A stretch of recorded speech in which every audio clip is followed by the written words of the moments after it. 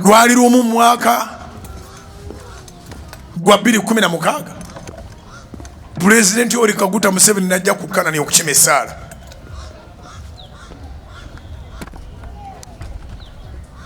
Biri 16 mwezi gwali gwa kubiri. Ennaku z'omwezi nzijjukira ne kanzikulekera ozirowoozeeko. Lunaku lwali lwa kutaano.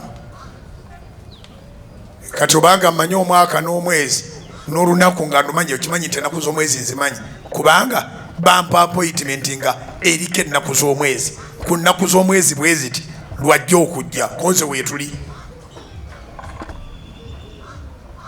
Nsaba wa Salt TV ye mu njiri eno anteerewo ekifaananyi nga nkutte Muzeeyi Museveni mu ngalo nga mmusabira ng'aggyeeko enkoofiira ate ng'azibiriza.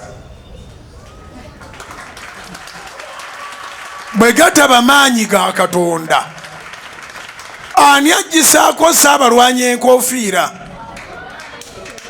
Bwe gataba maanyi ga Katonda ani azibirizisa Museveni? N'azibiriza.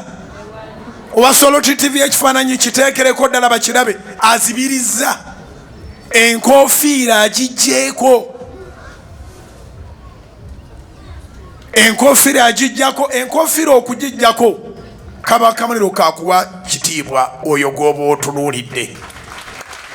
Nsaba okwogerako ng'eddoboozi eriri mu mulembe guno Abasumba n'abayimbi mulekerawo okwambala enkoofiira nga muli mu kuweereza.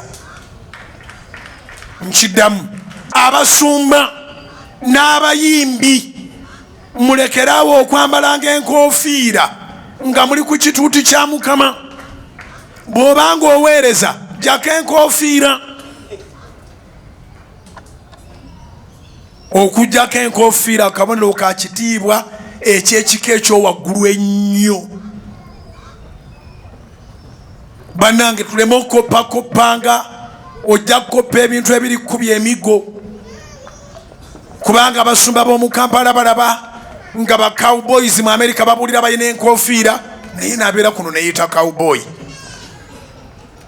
Abayimbi baffe ba gospel artists balaba nga abayimbi b'ensi bayimba n'enkoofiira n'amana n'agiwujja n'agiwuuba n'agikasuka eri ku nsi si kituuti kya Mukama.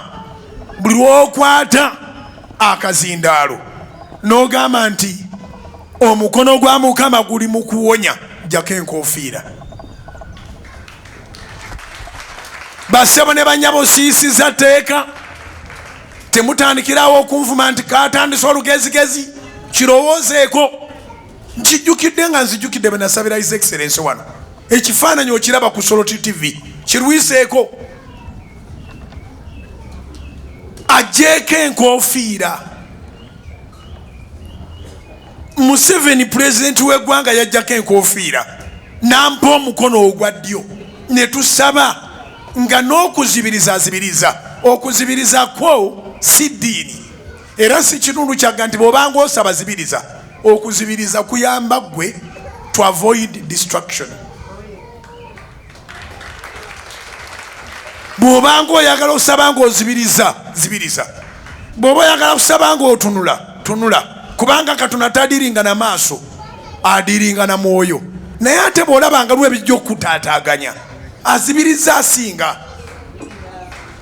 Ky'oba olaba Katonda ayagala tukuŋŋaane neewuwo wandisabiddeyo service twandikikuwadde ku TV era tugisaako.